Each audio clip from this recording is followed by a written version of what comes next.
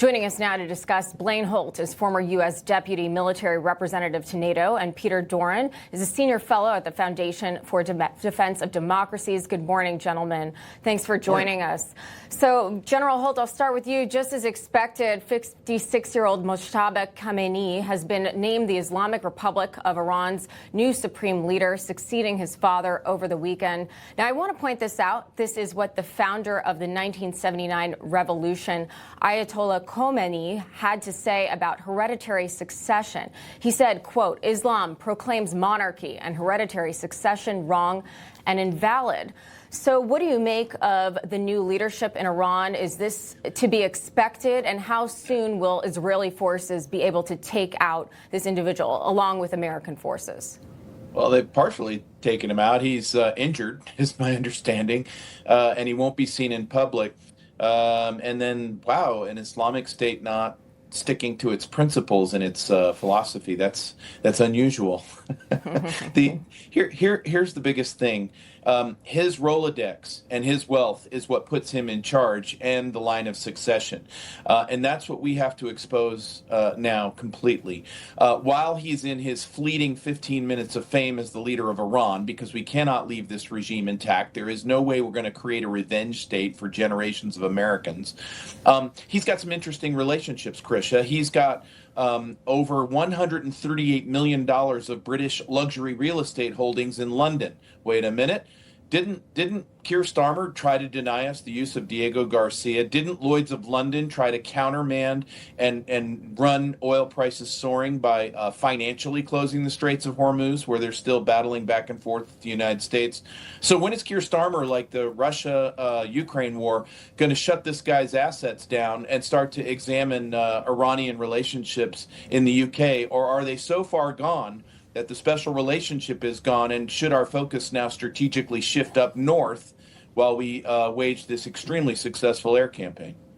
As we said at the top of the show, Iranian strength, military strength, has been vastly depleted. However, a top Iranian security official is now warning that Iran has no plans of stopping the conflict anytime soon. Watch. They should not think that we will allow the Americans to quickly bring this matter to an end and say, "We struck them, now let's wrap it up." This can only be wrapped up when they understand that they no longer have the right to attack Iran and when they compensate the Iranian nation for the damages. You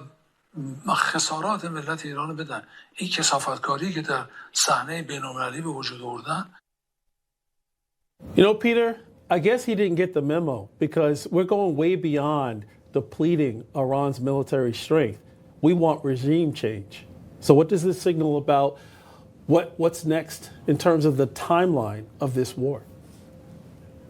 Well, you know, John, I think the most important development over the weekend, aside from the battlefield, was a statement by the White House indicating that it was going to expand the number of leaders, political and military leaders, who would now be targets of this campaign.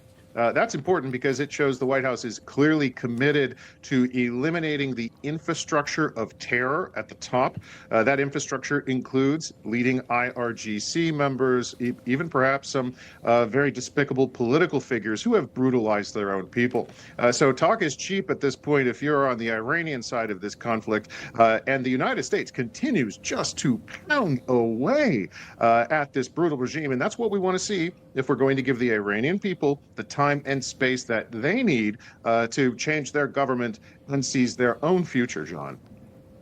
Blaine, how can the U.S. give the Iranian people the time and space they need? How can we be empowering them more so than we already are? And what do you see as the next step that must occur in order for them to really take a hold and present what the Americans would view as maybe some sort of democracy? I don't know if we'll ever get there, but something along those lines. Yeah, so here's, we start with moral encouragement. The president's not promising you 130,000 forces. We're not going to repeat Iraq and Afghanistan. Gosh, I hope we're not going to repeat those failures. But what we are trying to do is saying, look, this air campaign is going to afford you an opportunity that you'll never see again, not for generations. After 47 years of being enslaved by a minority religion in that country, predominantly a Zoroastrian country, a Christian country, a Buddhist country. This is your chance. So if you need a bomb someplace, call us up, let us know. You'll get the bomb someplace. You want some resupply, you'll get that. We'll encourage you. You should take it back now. But we're not going to stand for having this regime in place. And if you don't like the chaos, go ahead and repossess your country. My warning is watch how much oil infrastructure that you take out, because those good people need that economy. And the last thing we need to do while China's remaining silent is kicking over something in Beijing. So true. And we're now learning of a 7th U.S. service member who has fallen. He's died from his wounds in those early Iranian strikes, on top of the 6 troops killed in Kuwait. From your perspective, Peter, what changes, if any, need to happen in how Washington is protecting our forces and explaining these growing costs to the American people, or do they need to? Peter?